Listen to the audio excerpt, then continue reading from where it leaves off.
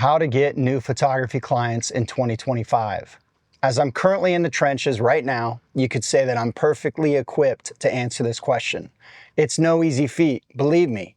Just 7 months ago, I posted this video. I'm going to show a little photo here where I had my doubts. I wondered, is photography sustainable in 2025 with this economy, with the cost of gear, with the cost of living? I'm actually starting now today though, after the last 7 months of grinding, building my agency Stag Media, I'm becoming a believer. I actually think it's possible. And these 8 tips that I wrote down that I want to cover in this video are very useful to help. Unfortunately, with my story, it's taken me 6 or 7 years to figure this out. However, on the bright side, if you follow these tips, if you really apply them, if you not only hustle, which I've always hustled, but you also look at the process of how you're hustling, how you're getting new clients, I don't think it needs to take that long. So I'm going to jump right in. These are 8 tips to get photography clients in 2025. Tip number 1, build a strong portfolio and lean heavily into a few specific niches.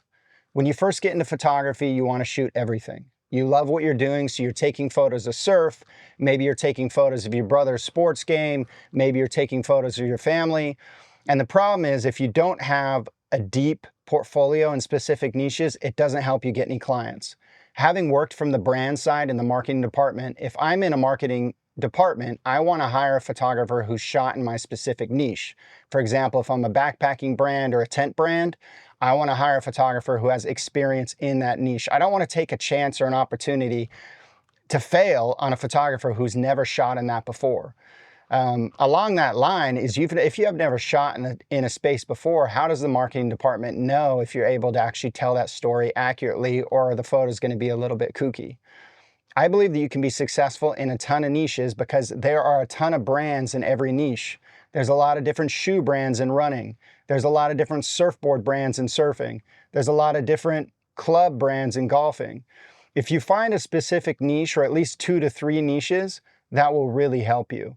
I'm still across, honestly, quite a few different categories, but at least I've narrowed down my portfolio to where it looks like it tells a story. Okay, this guy could work with Gossamer, a backpack brand. This guy could work with X in surfing. This guy maybe could work with X in travel. So pick a few specific niches from the beginning.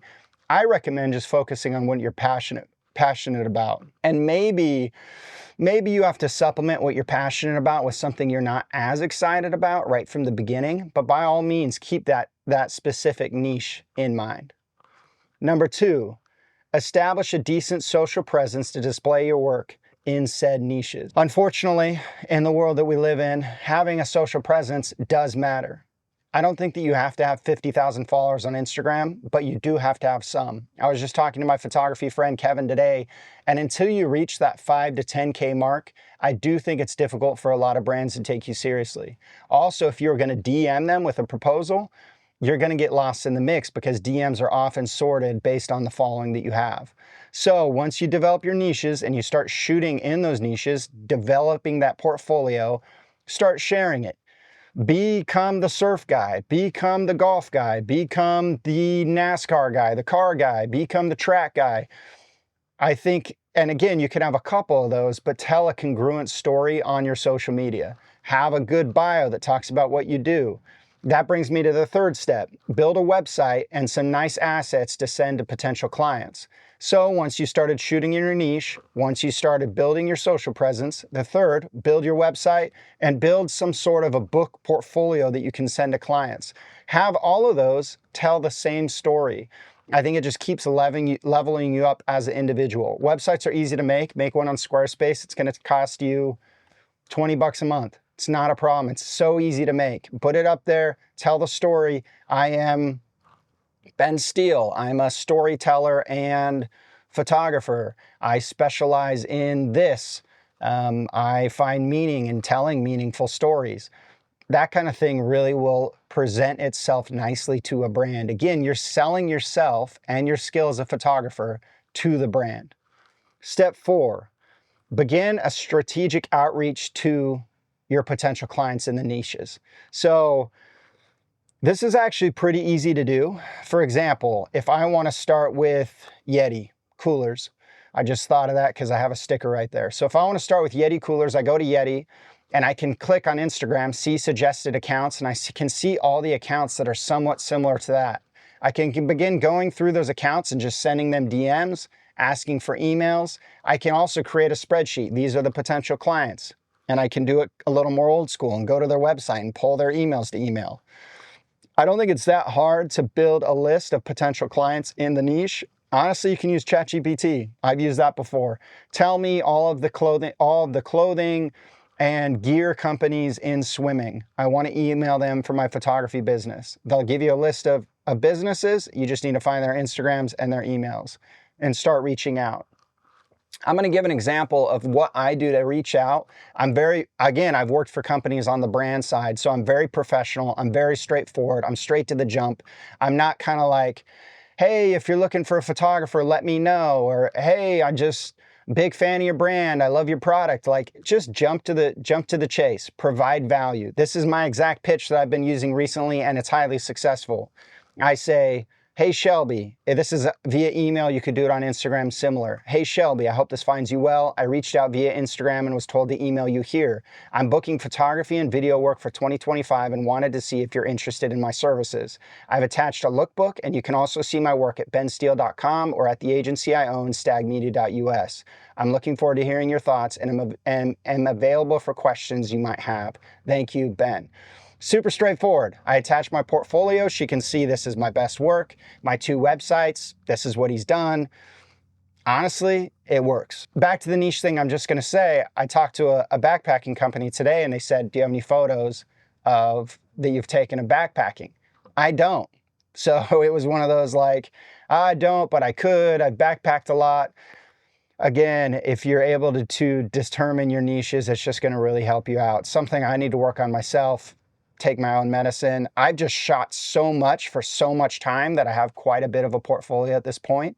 But right from the beginning, I could have been way smarter about what I was pursuing. Put together accurate rates. That's number 5. In the beginning, you don't know what to charge. And from the beginning, your rates probably won't be this. But it could be some version of this that's specific to your skill level. Currently, what I'm charging for my rates is $3,200 a day for photography and video. That's a single one-off day. If they want to do a 2-day-a-month retainer, it's $4,800 a month for the 2 days total. So it's a little bit better of a rate. If they want to do the 1-day-month retainer, 3 months minimum, it's $2,500 a day. 32, 48, 25. For photos, it's going to be a little bit less because I don't lean into video as much, so I go more hungry on the photography. Again, your rate might not be that. I would say maybe if my experience was less, it might be something like $1,500 a day for both, $1,200 a day for the retainer, something like that. I don't know, but don't cut yourself short. Don't cut the industry short. There's nothing worse than someone wanting to work for free or willing to shoot for $200 a day. That's not doing yourself a favor. That's not doing anyone in the industry a favor. Pick a good rate, do your research online, look on Instagram, look at ChatGPT and come up with a rate that makes sense. If your rate is super low, it's not going to help you because they're going to know that you suck. So pick a rate that is realistic for your skill level, but also does you justice. And if you don't feel like you're able to charge something more than $500 a day, well, then you need to go shoot more and you need to build your portfolio and your skills more so that you can charge that rate. I would say if you're sitting around like a $500 a day rate, $400 a day rate, what you should probably be doing is assisting with other established photographers or filmmakers, learning from them and having them pay you out of their day rate. For example, if I get $5K for a job, I would love to hire some hungry, young, talented individual who just maybe doesn't have as much experience as me, and I'd love to pay them $500 a day or $350 a day to assist for me. So that would be my recommendation. Or if it's like a super small startup brand, maybe you could get away with it, but again, come up with good rates. Number 6, keep record of these potential leads and the conversations that you have. This is sales. That's what it is. I know that you think you're an artist. I know you prefer to be a creator. I'm a storyteller, but this is sales if you want to be successful. There is the art of photography and there is the business. And I think the business is just as important as the art, unless you want to be a starving artist, which I don't want to be. So keep an Excel sheet, keep a Google sheet of all the people you reach out to, loop around, follow up with them. I actually don't keep a sheet of everyone I've reached out to, but I keep a sheet of everyone I've had conversations with. Number 7, Once you have a client interested in your services and have a potential shoot planned, don't let your foot off the gas. So this is a process. Just the first process is getting that client scheduled. Once you have them scheduled, it's all about making them have a great client experience from start to finish. It's about providing value. It's about making their life easier so that they'll want to work with you again. I heard another YouTuber, and I hate that I forgot his name right now. He's from Atlanta, Georgia. You maybe have heard of him. He was talking about how really what you're trying to do is just make the job of the marketer or the brand director easier at the company. Everyone wants to look good, and everyone doesn't want to get hazed at work. So if you do a great job, if you deliver a great product, if you're very thorough, people are going to love you. They're going to love you. So when I get people landed, I'm very detailed with a proposal. I get a contract signed. I always do that. Use ChatGPT for that. It's easy. I get a detailed shot list. I get a detailed list of the deliverables. There's going to be no questions. I'm going to deliver a 2-minute landscape video that you can use as a YouTube ad. I'm also going to deliver 2 shorts, and I'm going to deliver 25 edited stills. There's going to be 2 rounds of revisions on the videos. I'm straight up with that. I have that in a contract. And then also, this is up to you, but I often include production, depending on the rate and the shoot. If it's for $1,000, I won't. But if it's for a more substantial rate, I will help the brand, if they're a smaller brand, find a good location, find the models on all those things. I would prefer not to do that. I'd prefer just to show up and shoot. But honestly, that's not always the case. And honestly, the brands don't often know what they're doing. And so sometimes it's just going to help you get a better product to step in there.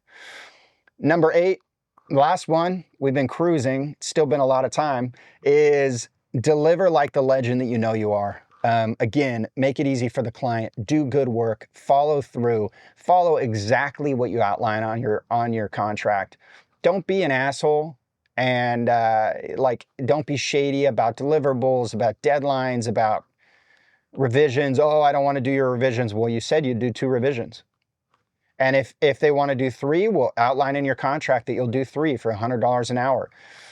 Just deliver. Don't make us photographers look bad. I literally have had multiple people in the last month talk to me about how they hired photographers and they had a terrible experience. And it's because a lot of creative people are lazy, they're disorganized, they're a little full of themselves because they think they're better than everyone else.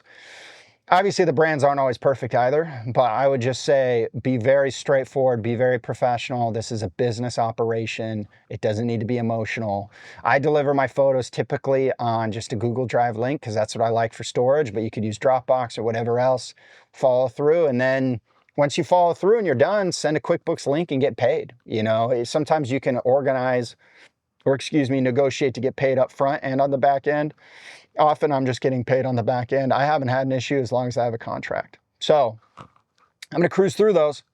Number 1, build a portfolio and lean heavily into a few niches. 2, establish a decent social presence. 3, build a website or nice asset. 4, begin your strategic outreach. 5, put together accurate rates. 6, keep record of potential leads and follow through. 7, once you have a client interested in your services and have the shoot plan, don't let your foot off the gas. 8, deliver like the legend. You could probably switch 5 and 4 and you could get your rates together before you start outreach. Anyways, I'm not perfect. So those are your 8. Now you might ask, Ben, you've been taking photos for 5 or 6 years. What did you do wrong? Well, my story is I was working full-time in the military and I was also working other jobs. So photography was always a passion of mine. It was like something I did for fun.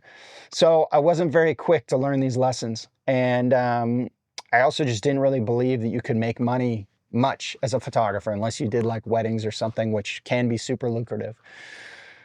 So a few things I did massively wrong.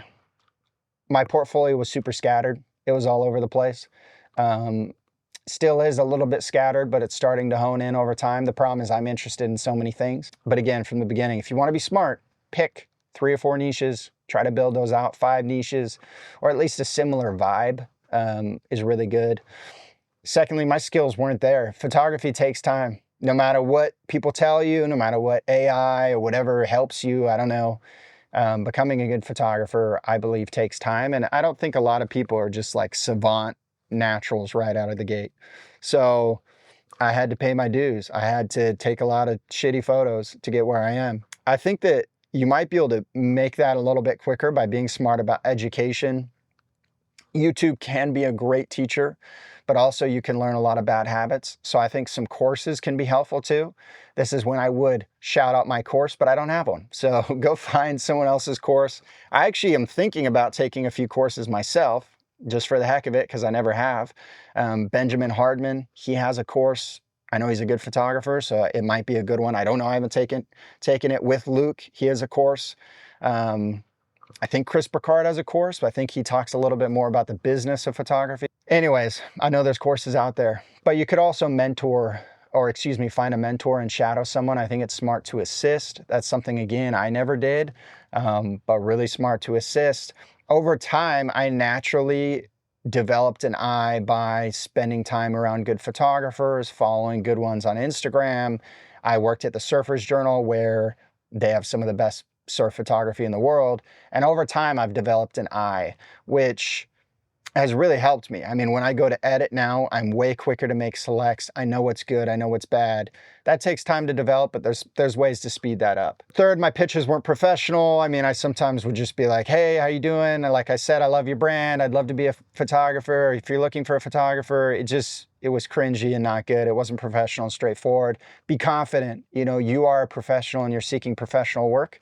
And if your portfolio is there, they'll consider you. They'll get back to you. At least you'll get on their radar. Lastly, I wasn't confident in my rates. I didn't know what to charge.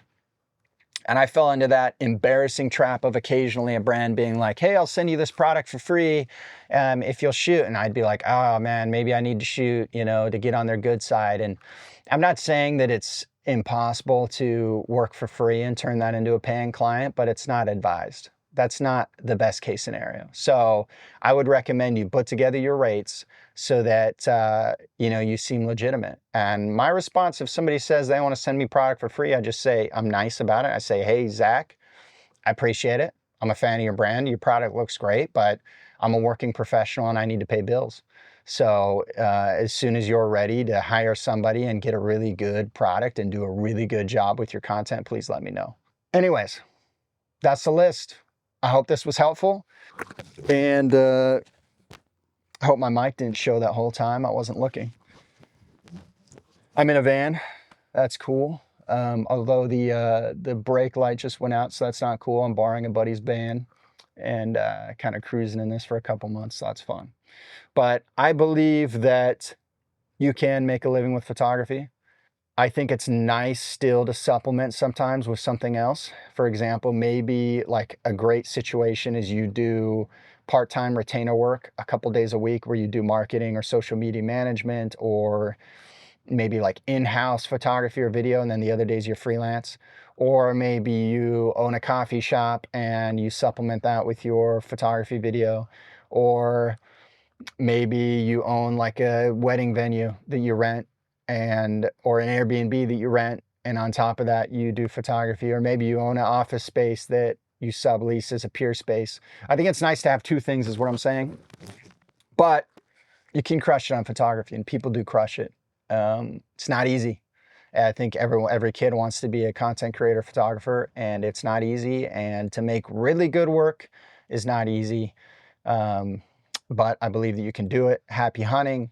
Go get them. Please hit me up in the comments or in the DMs if you have questions, and please subscribe. I'd really appreciate it. I've made quite a few videos on YouTube, and I know I'm not always consistent, and I know they're not always good, but this is my 160th video, including shorts, and we're at 4.2 thousand. Let's bump that up. So anyways, thanks guys.